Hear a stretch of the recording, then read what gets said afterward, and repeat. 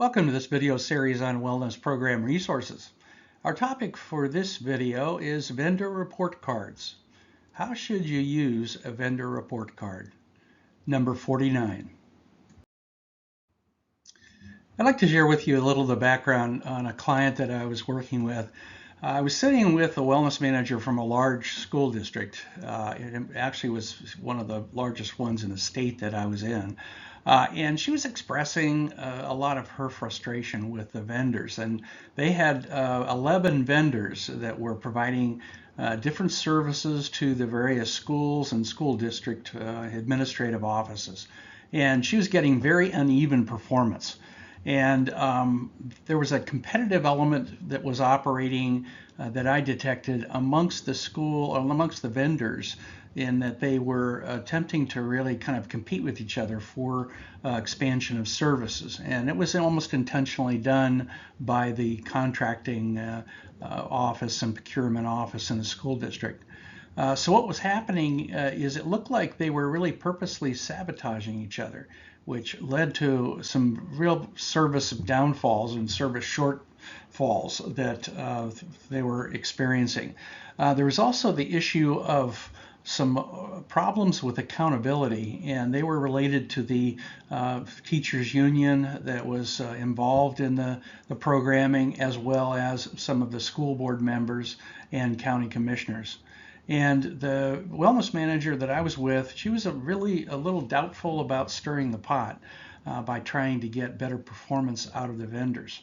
So as we talked about this, she also indicated that she was really a little worried about the school board members, which were, some of them were really pretty close to the vendor groups that she was using. And she was worried about some of the legacy problems with the vendors that they were not addressing. So as we kept talking about leveling, and she wanted to level the playing field and figure out a way to do that. And it suddenly dawned on me that perhaps I should suggest to her that they use a vendor report card. And she immediately asked me, well, what's that look like, and how does it work? And I kind of gave her the conceptual idea that this was really like taking a report card with a letter grade and actually making it a formal part of the annual process with all of the vendors. She liked the idea immediately, and so I suggested that I draft a tool that she could use to provide that report card to her vendors.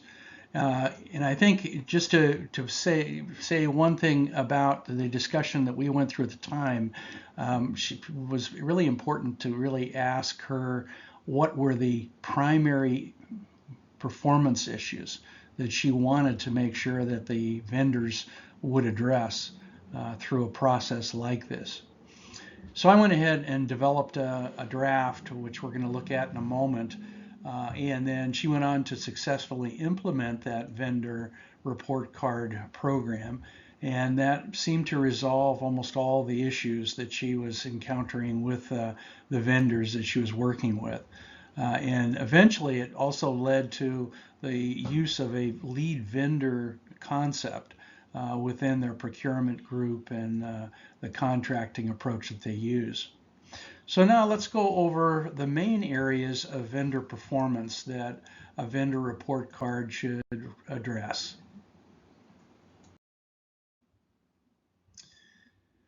Now let's take a look at the issues that probably should be in a vendor report card, all vendor report cards with a few exceptions. First of all, account management activity is one of those things that probably needs to be part of the focus, which is there's usually a key person inside the district or the organization, and that person then speaks primarily with the lead contract or project officer inside the vendor organization. So that's account management activity, how that looks and what that looks like. Secondly, the second performance issue is really how do they communicate? Are they aggressive in communicating various things, if there's going to be problems coming or things that they can anticipate? Third area is really their anticipatory planning. Do they think ahead when things are scheduled or when things are coming up, or there's a variation or a problem that would cause the service they're providing to be changed in some manner.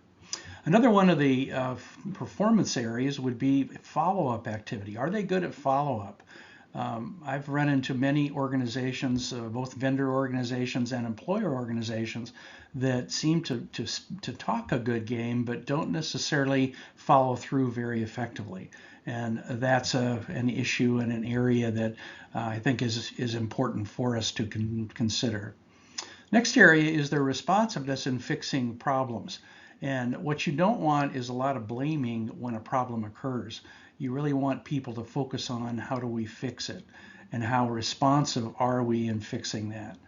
Another one of the areas of vendor performance would be their reporting activity and data timeliness. Do their systems produce data that is important for decision making on the part of the wellness program manager and or any of the other staff that's involved in various aspects of the program? Another area would be their billing performance. I've had vendors actually that really are almost too busy to fill out the bills and to submit them, and then you end up getting some distortions in the financial process and financial performance of the vendor. Another area is in cost performance. How do their costs compare, and do they actually charge you what they told you they were going to charge you? Or are there extra charges that are built into every variation or every difference that they ask in terms of configuration of the services the vendor is providing? Another area is in any performance guarantees, and performance guarantees are kind of come in and go out of fashion, but that's basically what does the vendor agree to do, and are there any penalties and or rewards attached to meeting those performance standards or performance guarantees? And evaluation activity. What do they do for the actual evaluation of your wellness program? Are they geared up for it? Are they capable of following through? And are they of a mindset to actually help you do that evaluation? And their planned service improvements. Are they working on doing new activities? In the business community, that's really your research function, which is how are we looking at improving what we are doing for a client. And confidentiality and HIPAA performance, which do they hold the data carefully, and do they keep unauthorized disclosures from occurring during the time that they're providing services for you? And then finally, the overall vendor performance letter grade, which is if you summed up all of these aspects, what would that letter grade look like? Would it be an A minus or a B plus or a B or a B minus? So those are some of the issues that you want to include in a vendor report card. In summary, the use of a vendor report card can help you get ahead of vendor performance problems and lead to better services that your employees receive. Now, let's go ahead and look at the actual tool that we developed at the time of the work with this school district. Now, a link for this one-page tool is provided in the description for this video. If you want, you can pause the video and then download the tool for free and follow along as I cover the highlights. Now, this concept of a vendor report card, we want to simplify it, and this is really simplified down to one page. Each of the issues we just went through on the previous slide are listed here, and then an opportunity for comments to be included. Now, this can expand or contract depending on how much you want to tell to the vendor. In addition, if you wanted to define these terms in more depth, you could provide an additional page which would essentially say, here's all the activities that we list under each of these terms. These become kind of the summary points for the report card. Then we also can expand this list into pluses and minuses. So that would be another variation. In this case, you can circle and then put a minus next to it or a plus next to it. And then there may be some areas that you basically say does not apply. So that's another variation, on theme here. And the idea would be that you get your report card, in a sense, finalized for your population, your vendors, and then you use that consistently. And it really needs to be, and you need to answer some key questions. For instance, one of the questions would be, do you have a vendor performance problem that you want to either get ahead of or to address by putting a specific element into the listing on your report card? But if you don't have any vendor performance problems and you don't anticipate any in the future, then you may not want to go to the trouble of doing this. But it does help, by the way. I found it to be of great help with other clients, particularly where their people were managing the wellness program and managing outside vendors, and some of them were pretty pretty benign. They would not feel comfortable speaking up or addressing performance issues. And you really need to have somebody that is overseeing the vendors that can kind of say it the way it is and stick with it and have the courage to kind of press into issues that are uncomfortable at times. So that's an issue related to this. And would a report card help the situation? You want to answer that question, and if it's yes, then go ahead and use these. How should we implement it? So that's another question that would come up that would deal with the issue of how do we go about this? What timing during the year is appropriate? Do we want to do a 6-month or a 3-month? Do we want to have a probationary period for our vendors and then use this report card with them? So those are all different questions that have to do with really implementation.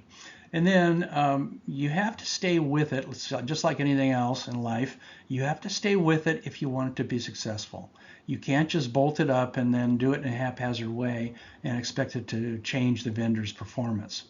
And then you may also at some point want to ask the vendor to give you a report card back on these issues.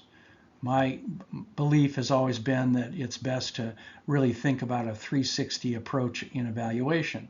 It's where you get evaluated and you evaluate others. And through that process, you improve whatever it is that you're doing. So those are, again, some of the issues that come into play in something like this kind of instrument.